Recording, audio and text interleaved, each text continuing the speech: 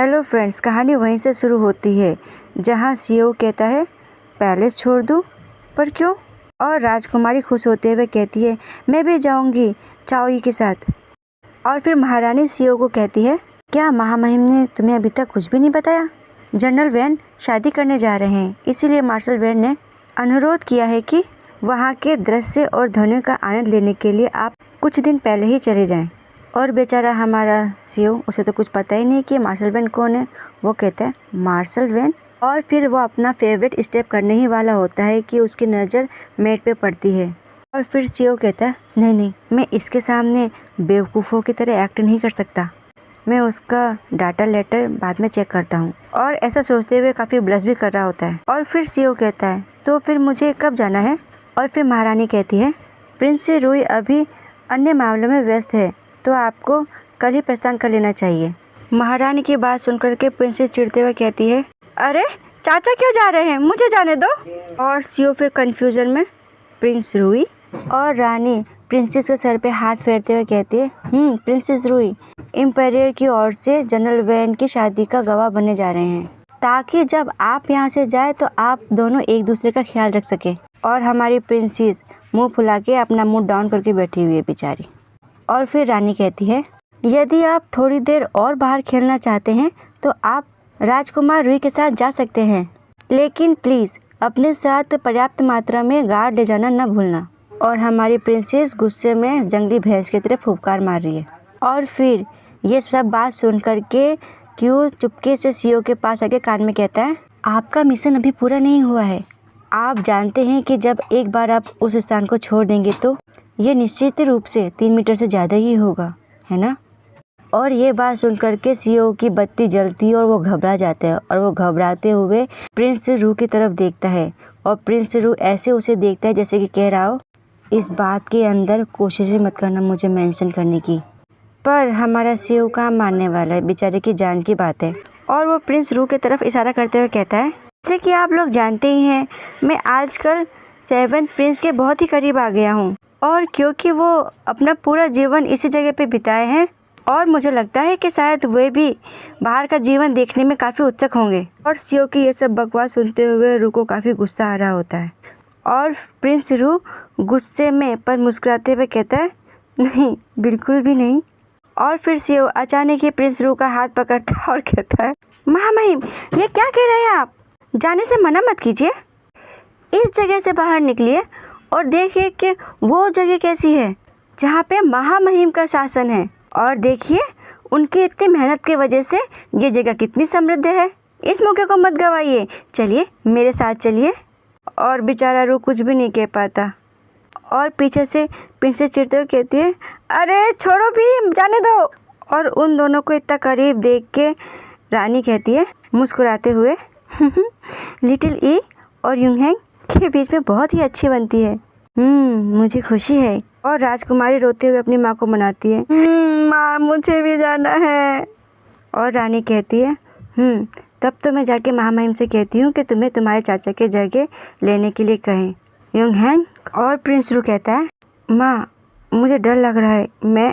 और वो बस इतना ही कह पाता है कि तभी रानी उसकी बात काटते हुए अपनी सर्वेंट को कहती है ओह हाँ सही है जिंगयू, तुम किसी से कहो कि मेरे दरबार में रखे पतले पत्तों वाले रात की रानी के फूल को यूहोंग के दरबार में ले जाए। मुझे लग नहीं रहा कि मैं उसकी देखभाल ठीक से कर पाऊंगी, इसीलिए यूहोंग के पास ही रखना ठीक रहेगा।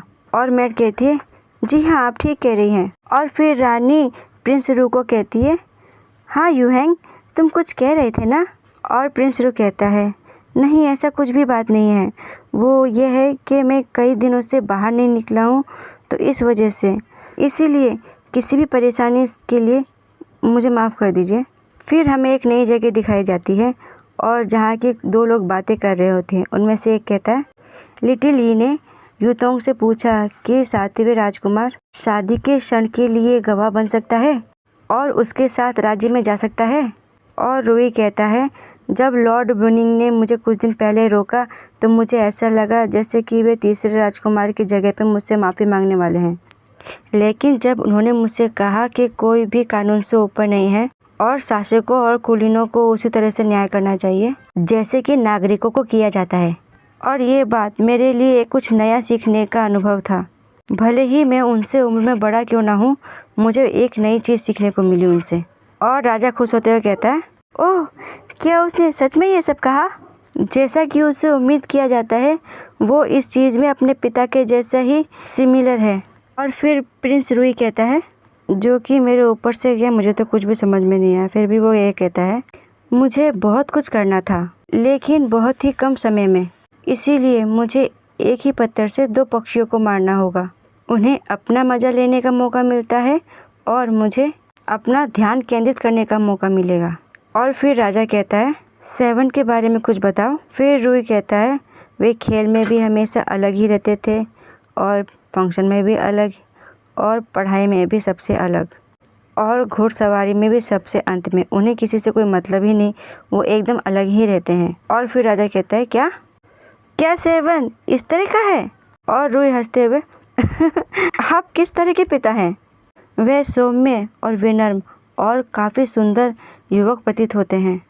और हमारा सीईओ इशारा करते हुए कहता है, अरे वो इसके झांसे में आ गया, वो तो मुझे पता ही है कैसा है। और राजा कहता है सोचते हुए और चाय का सिप पीते हुए, अगर इस बात को सोचा जाए तो 7 ने कभी भी ध्यान के केंद्रित में रहने की कोशिश नहीं की और वो हमेशा ही एक कोने में छिपा रहता है।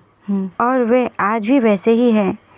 वैसे तो वे एक राजकुमार है, पर देखने से ऐसा लगता है जैसे कि वे एक सन्यासी हैं जो कि इस स्थान पर रहते हैं। और प्रिंस रूई कहता है, 7वें राजकुमार को किसी से भी ज़्यादा लगाव नहीं था। वे लगभग 4 साल का था, पर वो काफ़ी विनम्र और दयालु था। और प्रिंस रूई अपने खेल की गोटी को चलाते हुए कहते हैं, वे ज़्यादा बोलना पसंद नहीं करते, पर मुझे लगता है कि वे कुछ ज़्यादा ही मैच्योर हैं और अन्य राजकुमार की तुलना में ये अधिक संतुलित हैं। इसके अलावा उसे इस हद तक भुला दिया जाना कि वो है ही नहीं, एक उपलब्धि ही मानी जानी चाहिए इस महल में। और फिर राजा कहता है, मेरे और भी बेटे हैं जो कि वयस्क हो चुके हैं, पर आपने उनमें से किसी की भी ऐसी तारीफ़ें नहीं की है पहले कभी। और राजा सोचते हुए कहता है, इसका मतलब है आपने चुपके से कई समय से 7 के ऊपर नज़र बनाए रखी है। और फिर प्रिंस रूई कहता है, मुझे उनका व्यक्तित्व और शांत स्वभाव बहुत पसंद है, लेकिन अभी भी काफ़ी कुछ देखना बाकी है। और फिर हमें सीईओ का कमरा दिखाया जाता है जहाँ की मज़े से वह सेब खा रहा होता है, क्रंच क्रंच क्रंच करके। और क्यू उससे कहता है, आखिरकार मिशन स्मूथली चल ही रहा है। और हमारा सीईओ अपनी तारीफ़ करते हुए कहता है, क्या बात कर रहे हो, क्या ये हमेशा से ऐसा ही नहीं रहा है?